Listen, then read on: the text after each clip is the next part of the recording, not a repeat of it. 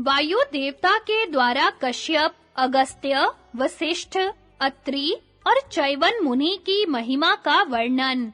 वायु ने कहा, राजन, पूर्व काल की बात है, अंग नाम वाले एक राजा ने इस पृथ्वी को ब्राह्मणों के लिए दान कर देने का विचार किया। यह जानकर पृथ्वी को बड़ी चिंता हुई। वह सोचने लगी, मैं संपूर्ण प्राणियों को धारण करने वाली और ब्रह्मा जी की पुत्री हूँ। मुझे पाकर यह श्रेष्ठ राजा क्यों ब्राह्मणों को देना चाहता है? यदि इसका ऐसा विचार है, तो मैं भी भूमित्व का त्याग करके ब्रह्मलोक को चली जाऊंगी। भले ही मेरे जाने से यह राजा अपने राज्य सहित नष्ट हो जाए। ऐसा निश्चय करके पृथ्वी चली गई। महर्षि कश्यप ने जब पृथ्वी को जाती देखा, तो योग का आश्रय ले तुरंत अपना शरीर त्याग दिया और पृथ्वी के इस स्थूल विग्रह में वे प्रविष्ट हो गए। उनके प्रवेश करने से पृथ्वी पहले की अपेक्षा भी समृद्ध हो गई। चारों ओर घास पात और अन्न की उपज अधिक मात्रा में होने लगी। उत्तरोत्तर धर्म बढ़ने लगा और भय का नाश हो गया। इस प्रकार विशाल व्रत का पालन करने वाले महर्षि कश्यप 30,000 दिव्य वर्षों तक सजग होकर पृथ्वी के रूप में स्थित रहे। तत्पश्चात पृथ्वी ब्रह्मलोक से लौटकर आई और उन्हें प्रणाम करके उसने अपने को उनकी पुत्री माना। तभी से पृथ्वी का नाम काश्यपी हो गया। ये कश्यप जी ब्राह्मण ही थे, जिनका ऐसा प्रभाव देखा गया है। राजन, अब तू ब्रह्म ऋषि अगस्त्य का महात्म्य श्रवण कर। प्राचीन समय में असुरों ने देवताओं को परास्त करके उनका उत्साह नष्ट कर दिया। उन्होंने देवताओं का यज्ञ, पितरों का श्राद्ध तथा मनुष्यों का कर्मानुष्ठान लुप्त कर दिया। तब अपने ऐश्वर्य से भ्रष्ट हुए देवता लोग पृथ्वी पर मारे-मारे फिरने लगे। घूमते-घूमते एक दिन उन्हें महान व्रत का पालन करने वाले अत्यंत तेजस्वी अगस्त्य जी का दर्शन हुआ। देवताओं ने उन्हें प्रणाम करके कहा, मुनि श्रेष्ठ, दानवों ने हमें युद्ध में हराकर हमारा ऐश्वर्य छीन लिया है। आप इस महान भय से हमारी रक्षा कीजिए। देवताओं के इस प्रकार कहने पर तेजस्वी महर्षि अगस्त्य को दैत्यों के प्रति बड़ा क्रोध हुआ। वे प्रलयकालीन अग्नि के समान प्रज्वलित हो उठे। उनके शरीर से निकलती हुई उद्दीप्त किरणों की ज्वाला से सहस्त्रों दानव भस्म होकर आकाश से पृथ्वी पर गिरने लगे। तब दैत्यगण दोनों लोकों का परित्याग करके दक्षिण दिशा की ओर भाग गए। उस समय राजा बलि पृथ्वी पर आकर अश्वमेध यज्ञ कर रहे थे। अतः जो दैत्य उनके साथ पृथ्वी पर थे और जो पाताल में रह गए थे, वे ही दग्ध होने से बचे।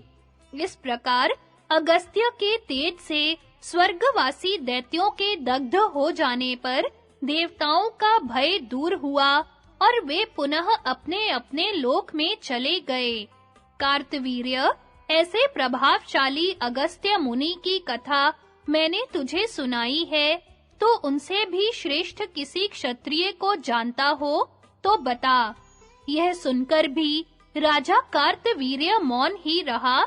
तब वायु ने पुनः कहना आरंभ किया, राजन, अब तो परम यशस्वी वशिष्ठ मुनि के एक महान कर्म की कथा श्रवण कर। एक समय देवताओं ने मानसरोवर के तट पर यज्ञ आरंभ किया। उस सरोवर के पास पर्वत के समान आकार वाले बहुत से दानव रहते थे, जो खली नाम से प्रसिद्ध थे। उन्होंने देवताओं को जब यज्ञ करते देखा, तो उन सबको मार डालने का विचार किया। फिर तो दोनों दलों में युद्ध छिड़ गया। मानसरोवर वहां से निकट था और ब्रह्मा जी ने उसके विषय में दैत्यों को वरदान दे रखा था कि इसमें डुबकी लगाने से तुम्हें नवीन जीवन मिलेगा। अतः उस समय दानवों में से जो हताहत होते थे, उन्हें दूसरे दानव मानसरोवर में फेंक देते और वे उसके जल में डुबकी लगाते ही जी उठते थे। फिर सरोवर के जल को 100 योजन ऊंचे उछालते तथा हाथ में भयंकर पर्वत, परिघ और वृक्ष लिए हुए वे देवताओं पर टूट पड़ते थे। उन दानवों की संख्या 10,000 की थी। जब उन्होंने देवताओं को अच्छी तरह पीड़ित किया, तो वे भागकर इंद्र की शरण में आ गए। इंद्र को भी उन दैत्यों से भिड़कर कलेश उठाना पड़ा, अतः वे वशिष्ठ जी की शरण में गए। देवताओं को दुखी जानकर उन्होंने उन्हें अभय दान दे दिया और उन खली नाम वाले समस्त दानवों को अपने तेज से भस्म कर डाला। फिर वे महातपस्वी मुनि कैलाश मार्ग से बहती हुई गंगा नदी को मानसरोवर में ले आए। गंगा जी ने वहां आते ही उस सरोवर का बांध तोड़ डाला। उसमें जो स्रोत बहकर निकला, वही सरयू नदी के नाम से प्रसिद्ध हुआ। जिस स्थान पर खली नाम के दानव मारे गए, उसे आज भी खलिन के नाम से पुकारा जाता है। यह वशिष्ठ जी के कर्म का वर्णन किया गया है। कार्तवीर्य, यदि इनसे भी बड़ा कोई क्षत्रिय हो तो बता। वायु देवता के इस प्रकार कहने पर वह चुप रहा। तब वायु ने फिर कहा, राजन, अब तू महात्मा अत्रि के अलौकिक कर्म की कथा सुन। एक बार देवता और दानवों में युद्ध हुआ। उसमें राहु ने सूर्य और चंद्रमा को बाणों से मारकर घायल कर दिया। इससे उनका तेज शांत पड़ गया और वहां घोर अंधकार छा गया। फिर तो अंधेरे में सूझ न पड़ने के कारण देवता लोग दानवों के हाथ से मारे जाने लगे। उन महाबली असुरों के प्रहार से आहत होने के कारण देवताओं की शक्ति क्षीण हो चली और वे भागकर विप्रवर अत्रि मुनि के पास पहुंचे और उनसे कहा, प्रभो, असुरों ने चंद्रमा और सूर्य को अपने बाणों से बींध डाला है और अब घोर अंधकार छा जाने के कारण हम भी शत्रुओं के हाथ से मारे जा रहे हैं। हमें तनिक भी शांति नहीं मिलती। आप कृपा करके इस भय से हमारी रक्षा कीजिए।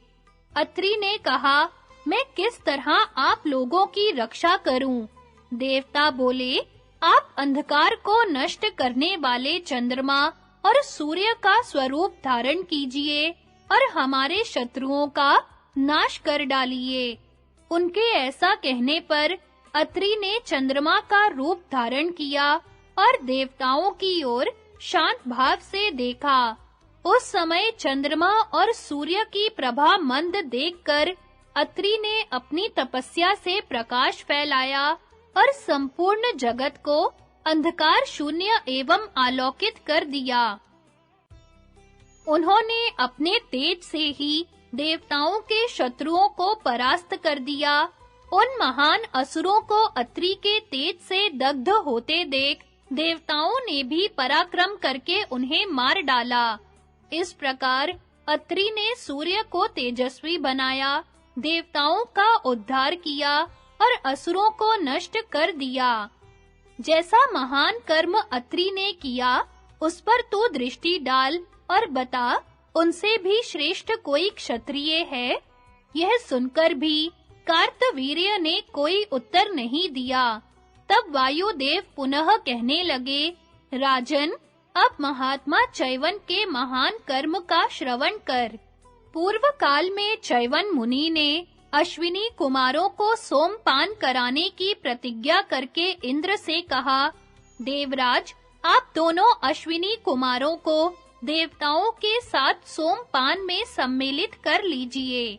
इंद्र बोले, विप्रवर, अश्विनी कुमार हम लोगों में निंद्य माने गए हैं, फिर वे सोमपान के अधिकारी कैसे हो सकते हैं? वे देवताओं के सम्मान पात्र नहीं हैं, अतः उनके लिए इस तरह की बात न कीजिए। हम लोग अश्विनी कुमारों के साथ सोमपान नहीं करना चाहते। इसके सिवा और जिस काम के लिए आज्ञा देंगे, उसे मैं पूर्ण करूंगा। चैवन ने कहा, देवराज, अश्विनी कुमार भी सूर्य के पुत्र होने के कारण देवता ही हैं, अतः वे आप सब लोगों के साथ सोमपान के अधिकारी हैं। इंद्र बोले, द्विज श्रेष्ठ, मैं तो अश्विनी कुमारों के साथ सोमपान नहीं करूंगा।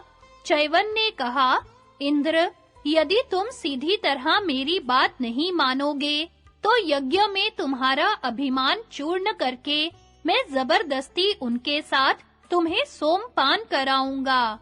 तदनंतर चैवन मुनि ने अश्विनी कुमारों के हित के लिए तत्काल यज्ञ आरंभ किया। यह देखकर इंद्र क्रोध से मूर्छित हो उठे और हाथ में एक विशाल पर्वत तथा वज्र लिए हुए मुनि की ओर दौड़े। उस समय उनकी आंखें क्रोध से लाल हो रही थी। महातपस्वी चैवन ने इंद्र को अपने ऊपर आक्रमण करते देख उनके ऊपर पानी का एक छींटा डाला और वज्र तथा पर्वत सहित उन्हें जड़वत बना दिया।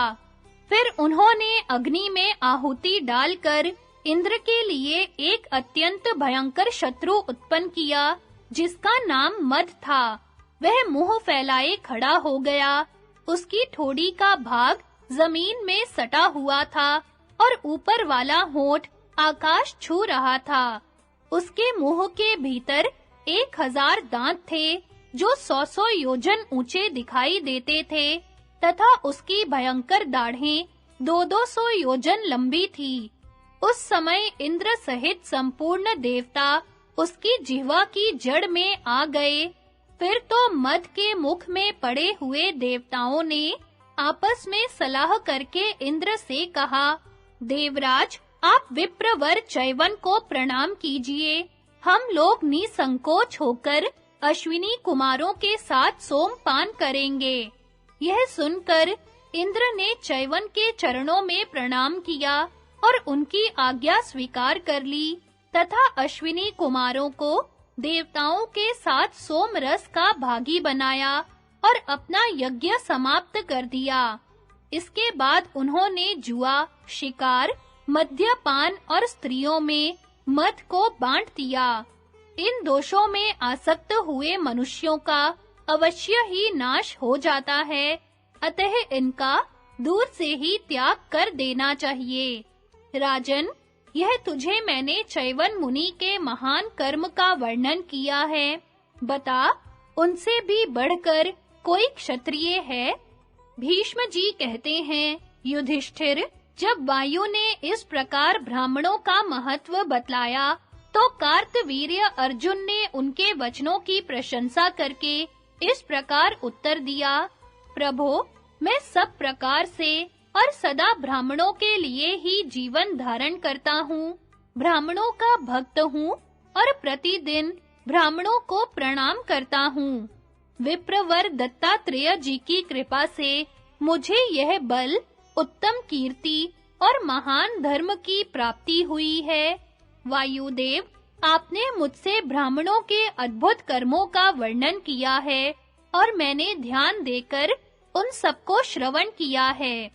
वायु ने कहा, राजन, तू क्षत्रिय धर्म के अनुसार ब्राह्मणों की रक्षा और इंद्रियों का निग्रह कर।